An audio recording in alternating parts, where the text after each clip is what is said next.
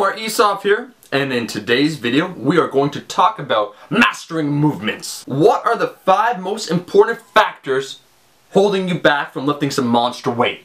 I'm gonna break shit down. It's really simple, guys, actually. First, you gotta learn technique, you gotta groove in the motor pattern, you gotta look at your programming, you gotta do some mobility work, and lastly, assistance. And I'm gonna get into all that right now. So the first point, optimal biomechanical leverages for your body. We're talking about technique. Technique is unique to you. Yes, you. Depending upon your limb length, your torso length, how long your legs are relative to your arms, will determine how you should set up all the major movements. The deadlift, should your hips be high or should it be low? On the squat, should your low bar or should your high bar? On the bench press, how big of an arch should you have? Where should your elbows be? Now, there are some good general, dirty, quick, fast rules you can give, certainly. But you'll notice that with time, you gotta start customizing shit for you, right? For a taller lifter, shorter lifter, in order to get those optimal leverages. And that's why no 2 movements will really look the same by 2 different individuals. And mastery comes from finding out what your body's like,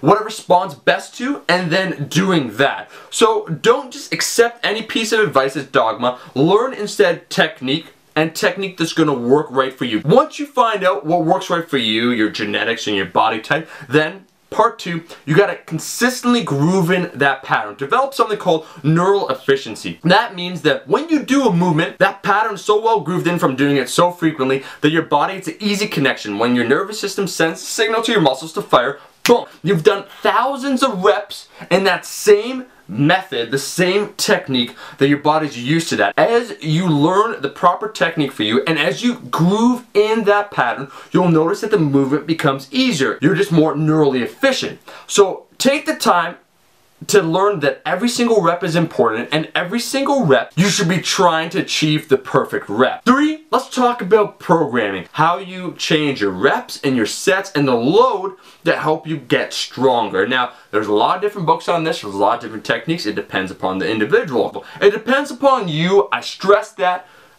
quite greatly, but one thing is clear. Over time, your progress should be made by that programming being smart. Having the proper deloads, having the proper peaks. Remember that overall, if you look at this word progress, it's really like a wave. But the overall trajectory over time is going to be up. And that's what you should notice. That's smart programming. Next, let's talk about assistance work. So you got the major movement, you're grooving it in, and you're programming smart. But what are you doing for your sticking points, right? Where you're weak. So on the deadlift, where do you fail? Can you not get it off the ground? Okay, maybe you should do some deficit deadlifts. Do you fail maybe at locking it out? Maybe you should do some half rack pulls. You gotta take a look at your major movement, where you fail, and then be analytical about it. So what are the best assistance movements to help you get past those sticking points? Film yourself, find out where you're failing, what seems to be not strong enough, what's the weakest link in your chain, and then fix it. Lastly, mobility. I have to mention this, and no one really cares about mobility. No one, until you get injured. But mobility will increase strength. Why? Because a weak muscle is tight, it's inhibited, it can't fire effectively. Most people, you got office job, you sit on your butt all day.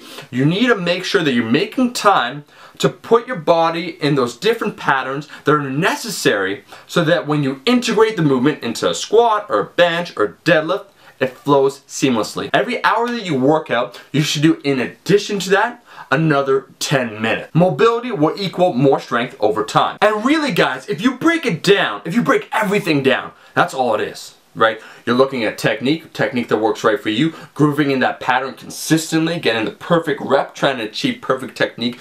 Smart programming, so you're always making consistent progress, looking at assistance work that works right for you, and lastly 5, mobility. Just remember, there's no quick fix way to increase strength rapidly. It is a progress, it is a journey. Everybody wants a simple solution. There is none. You have to be smart, you have to train effectively, and over time, you'll be amazed at how much progress you make. That's it, that's the video. Thank you, as always, for watching my video, and if you like the video, make sure to like the video. And if you're not a subscriber, fuck you waiting for? You know you should be subscribed. I don't need to say this. Nation of Buffness, I'll be seeing all you guys in the next video. Peace!